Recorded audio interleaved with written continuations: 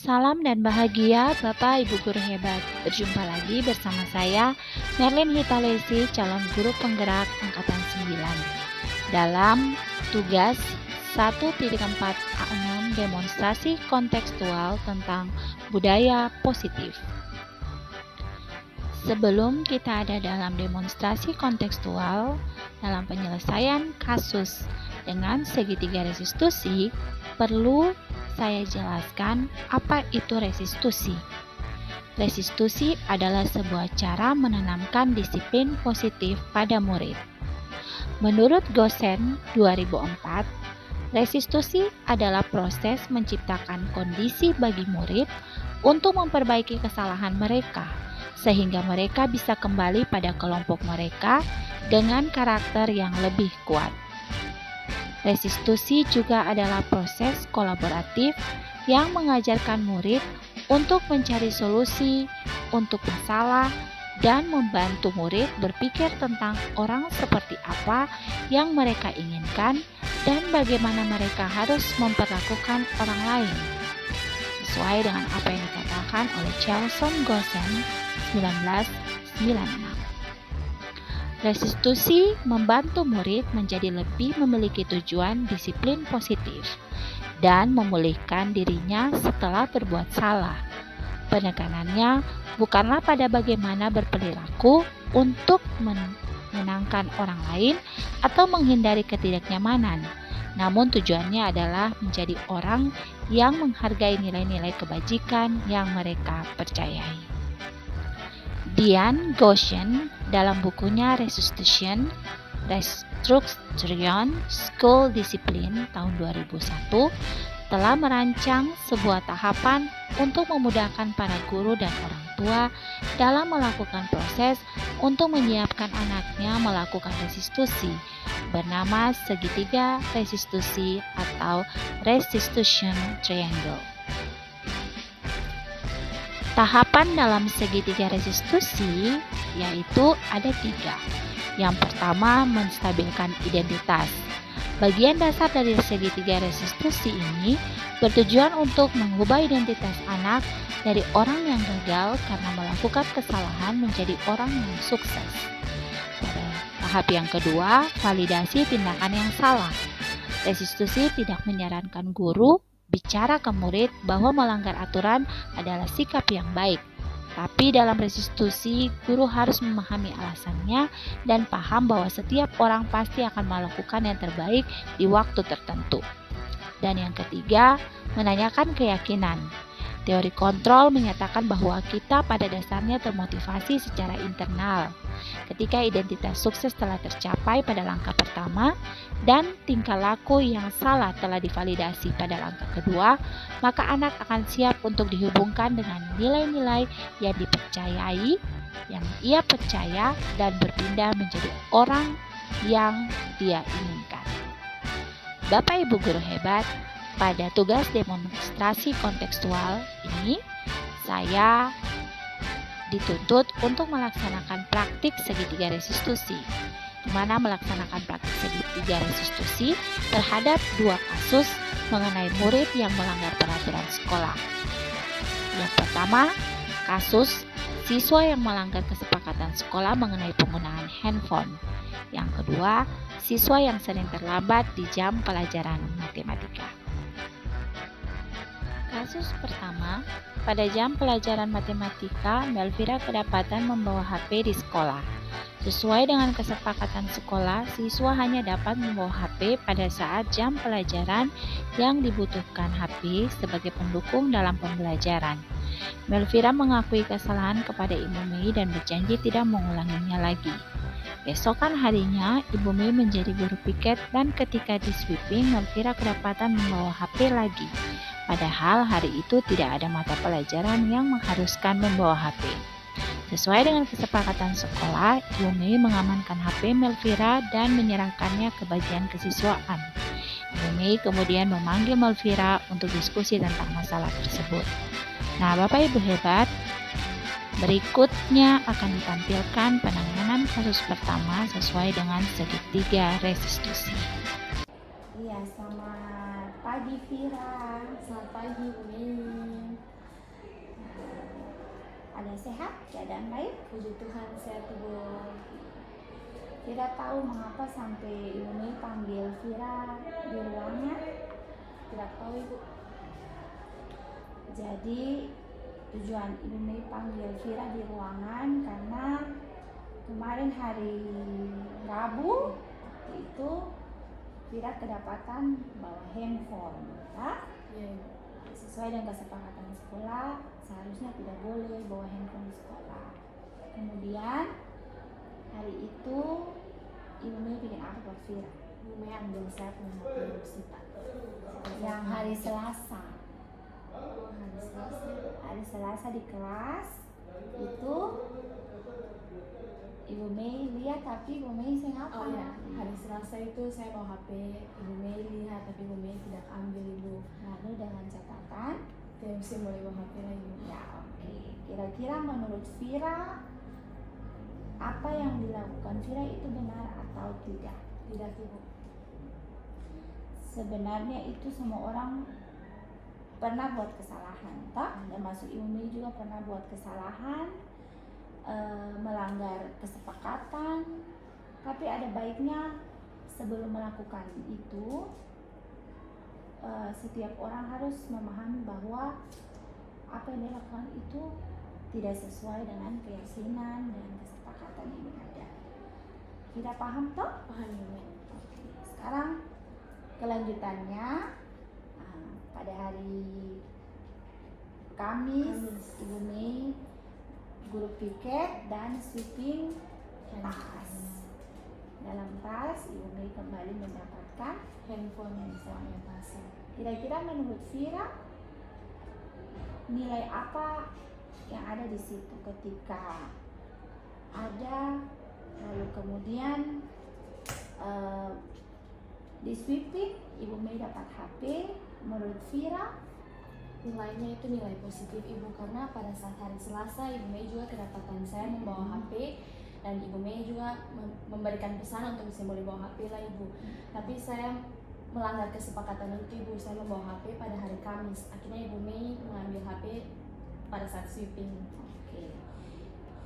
Lalu Ibu Mei mau tahu mengapa sampai Vira hari itu kembali bawa HP.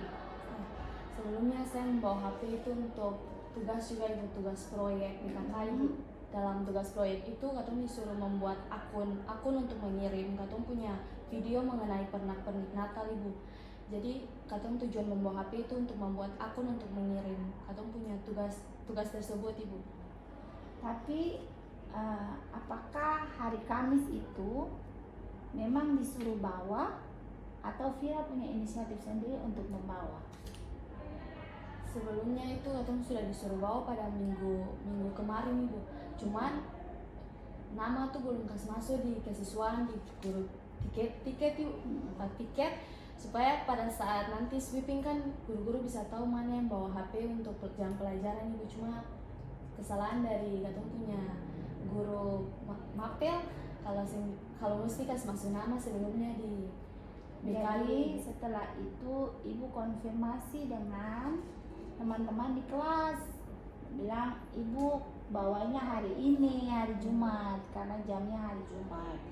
Kembali Ibu Mei tanyakan buat Vira, keyakinan kelas, keyakinan sekolah, kesepakatan sekolah mengenai handphone ini apakah dibenarkan untuk dibawa hari itu ketika Ibu guru tidak memberitahukan atau harus dibawa pas di jam PKK? harus dibawa pada saat jam PKK saja. Vira masih ingat kesepakatan sekolah mengenai Vira bisa bilang ulang tentang kesepakatan itu? Tidak boleh membawa HP saat di sekolah Ibu. Atau bisa digunakan pada saat jam pelajaran yang mengizinkan untuk menggunakan HP Ibu. oke. Apakah Vira benar-benar meyakini bahwa kesepakatan itu baik untuk Vira? Baik Ibu. Oke. Sekarang kira-kira Vira bersedia atau tidak untuk memperbaiki kesalahan? Bersedia Ibu, karena menurut Beta sweeping HP dan sweeping tas ini bagus karena membantu siswa-siswi dalam kelas supaya pada saat jam pelajaran itu tidak mengganggu guru yang sedang, dan katong juga sebagai siswa bisa menghargai guru di depan yang sedang mengajar. bukan hanya sibuk dengan mereka punya gadget ibu. Oke. Kira-kira bentuk solusi seperti apa supaya Vira bisa memperbaiki ini? Tidak membawa HP di sekolah lagi ibu, pakai pada saat jam pelajaran saja. Apakah Vira benar-benar yakin bisa melakukannya? Bisa ibu. Kira-kira kapan Vira akan mulai melakukan apa yang Vira bilang? Dari hari Senin ibu. Dari hari Senin, karena memang HP-nya sementara diambil. Oke. Jadi nilai yang menjadi keyakinan yang Vira sudah bilang Pak, bahwa nilai positif, ada hal-hal yang bisa mengganggu ketika Vira bawa handphone di saat tidak seharusnya di jam pelajaran membawa itu, kecuali tak seperti keyakinan yang sudah disampaikan bahwa itu ada nilai-nilai positif seperti yang tadi Vira bilang di awal, ada nilai positif untuk Vira. Dengan demikian ibu harapkan proses ini bukan hanya sekedar tapi dia bisa berlanjut dan menjadi keyakinan supaya Vira bisa menjadi pribadi yang lebih baik lagi. Baik. Terima kasih sudah bersedia. Kasus kedua, sesuai dengan jadwal pembelajaran yang dikeluarkan dari bagian kurikulum, matematika menempati jam pelajaran pertama setiap hari Selasa sampai jam keempat dan dimulai tepat jam 7.00. Dari awal semester bulan Juli, Daniel selalu masuk terlambat 40-60 menit. Setelah Ibu Mei mengevaluasi dari presensi, dari 8 kali pertemuan yang dilakukan, Daniel terlambat sebanyak 5 kali dan mempengaruhi dalam penyerapan dan pemahaman materi karena selalu terlambat. Ibu Mei kemudian memanggil Daniel secara terpisah untuk mendiskusikan masalah ini. Setelah ini adalah video dari penanganan masalah Daniel sesuai dengan tahapan segitiga restitusi. Siang Daniel, kabar baik? Daniel tahu mengapa sampai ibu panggil Daniel sekarang? Tidak tahu. Oke.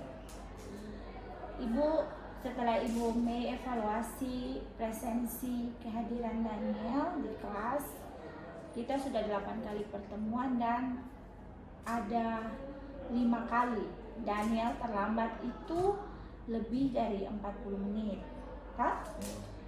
Jam pelajaran dimulai jam berapa? Jam berapa? Ya, jam 7.00 dan Daniel, Ibu catat itu sudah terlambat 5 kali di atas 40-60 menit. Menurut Daniel, tindakan Daniel ini benar atau salah? Misalnya saya masuk tepat waktu. Sebenarnya semua orang pasti bikin kesalahan, tak?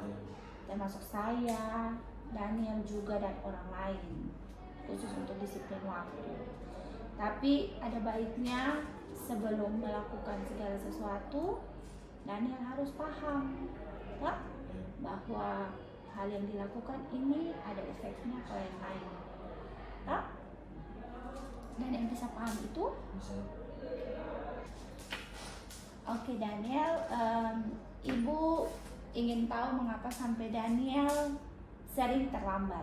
Ya, kadang bangun terlambat, kadang angkutan yang terlambat. Kadang bangun terlambat, kadang angkutan terlambat. Oke. Kira-kira menurut Daniel yang paling sering itu angkutan terlambat atau Daniel yang bangun terlambat? Tunggu angkutan yang lama. Tunggu angkutan yang lama. Ke sekolahnya naik apa? Naik angkot. Ya. Dari Kusu-Kusu. Iya. Kira-kira Daniel pernah hitung dari Kusu-Kusu sampai di sekolah butuh waktu berapa lama? Setengah jam lebih. Setengah jam lebih, oke. Apakah Daniel masih ingat keyakinan kelas?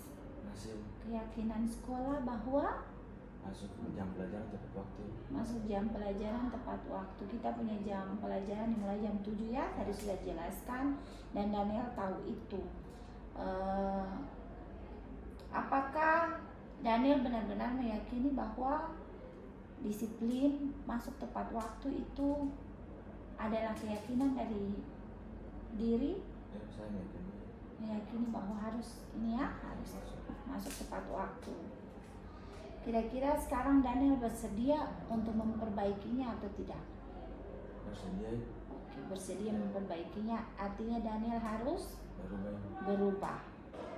Bersedia memperbaiki supaya bisa masuk sekolah tepat waktu. Kira-kira apa yang harus dilakukan? Kalau misalnya tadi Daniel bilang Daniel tidak masuk terlambat karena angkutan dan bangun terlambat. Ibu mau tanya dulu, kira-kira apa yang harus dilakukan oleh Daniel supaya tidak bangun terlambat? Tidur tempo. Tidur tempo, apalagi? Bangun mandi, usahakan itu oto di tempo lagi. Iya, usahakan tunggu mobil lebih tempo. Iya, tunggu oto lebih tempo atau tunggu mobil lebih tempo. Kira-kira Daniel tiap hari bangun tuh jam berapa? Jam 5, kadang jam 6. Oke, berarti solusi yang Daniel bilang bahwa harus memperbaiki dengan cara tidur tempo, bangun tempo supaya tunggu oto dulu. iya, tunggu oto tempo ya. Itu keyakinan ya yang harus Daniel rubah dalam diri Ya. supaya tidak melakukannya lagi. Kira-kira kapan mulai lakukan ini? Hari Senin. Mulai hari Senin. Ya. Bisa. Bisa. Bisa? Oke. Dan nilai yang tadi Daniel bilang itu akan menjadi keyakinan Daniel bahwa mulai dari sekarang Daniel akan bangun lebih awal, tunggu oto lebih awal. Kira-kira ada nilai apa di situ yang kira-kira Daniel meyakini? Kalau bangun lebih awal, tidur lebih awal, bangun lebih tempo, itu nilai apa di situ? Kita bisa datang sekolah tepat waktu, terima Tepat pelajaran terima pelajaran, dan kesehatan juga membaik. kesehatan Kalau membaik. tidur lat, yang penting kesehatan dulu. Iya, tapi yang paling penting adalah disiplin. Betul? Karena nanti ke depannya Daniel juga akan Singamas mau lulus nih, nanti masuk dunia kerja, itu yang harus paling dibutuhkan, bahwa keyakinan sekolah, kesepakatan itu selalu mengarah ke arah yang lebih baik supaya Daniel bisa siap bukan saja di sekolah tetapi juga Di dunia kerja. ya benar sekali di dunia kerja. Jadi itu menjadi keyakinan Daniel supaya bisa berubah Bisa. supaya nanti ke depannya Daniel lebih siap untuk menghadapi tantangan-tantangan di dunia kerja ketika nanti lulus. Disiplin waktu itu yang paling penting. Ya. Oke, baik Daniel, terima kasih sudah sediakan waktu ya, sudah membuat komitmen untuk bisa berubah ha? Dan ibu harap bukan saja di jam matematika, tapi ini menjadi komitmen Daniel untuk berproses ke depannya supaya tidak terlambat lagi. Terima kasih Daniel. Apa yang Vira rasakan khusus untuk proses perubahan ke depan? Menurut saya ini termasuk yang terbaik untuk saya, Ibu, karena di sini juga Ibu lebih dekat, lebih mengetahui kenapa saya membawa HP Ibu. Jadi bukan hanya Ibu marah gitu, tapi pada saat proses pendekatan ini saya juga merasa Ibu juga bisa mengetahui keadaan saya setelah Ibu mengambil HP. Itu saya bisa lebih menyadari lah kesalahan saya, karena lewat pendekatan ini Ibu bisa lebih dekat kepada saya gitu, Ibu. Oke. Jadi kira-kira waktu diskusi ini berlangsung, Vira ada punya keyakinan yang sungguh-sungguh atau tidak untuk berubah dan tidak melakukannya lagi? Ada, Ibu.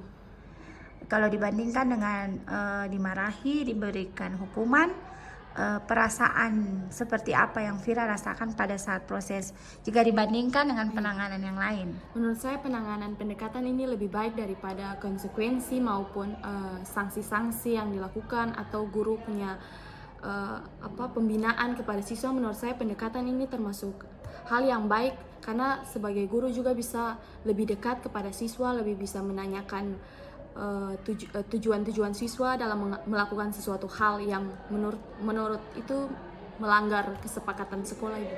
Oke. Terima kasih Vira, semoga proses ini tidak hanya sampai di sini, tapi Vira lebih menjadi pribadi yang lebih baik dan selalu berproses dengan meyakini semua kesepakatan sekolah maupun kesepakatan kelas yang sudah dibuat. Terima kasih Vira. Iya, sama-sama, Ibu. Oke Daniel, setelah proses yang tadi sudah Ibu lakukan bersama Daniel dalam penanganan masalah khusus untuk restitusi disiplin positif, menurut Daniel tanggapan apa terhadap proses yang dilakukan ini dibandingkan dengan diberikan hukuman atau sanksi-sanksi. Tanggapan beta Ibu, ini soal kalau bagian cara begini bagus Ibu, karena guru juga bisa tahu keluhan apa saja yang bikin murid datang terlambat Ibu. Oke. Selain itu ada efek apa? Maksudnya dari sisi Daniel sendiri berubah itu atas keyakinan sendiri atau karena guru paksa-paksa? Berubah atas keyakinan sendiri Bu. Iya. Jadi proses yang tadi lakukan lebih Bagus Ibu. iya, lebih bagus. Menurut Daniel kira-kira semua guru kalau bikin begini bagus atau tidak? Bagus Ibu. Ah. Karena guru semua yang tahu apa yang kalian terlambatin karena apa, guru juga harus tahu. Oke. Mantap Daniel, terima kasih untuk testimoninya. Bapak Ibu guru hebat, demikianlah penanganan kasus yang saya sajikan dalam video dengan menggunakan tahapan segitiga restitusi. Kiranya apa yang saya sajikan ini dapat bermanfaat bagi kita semua. Salam guru penggerak.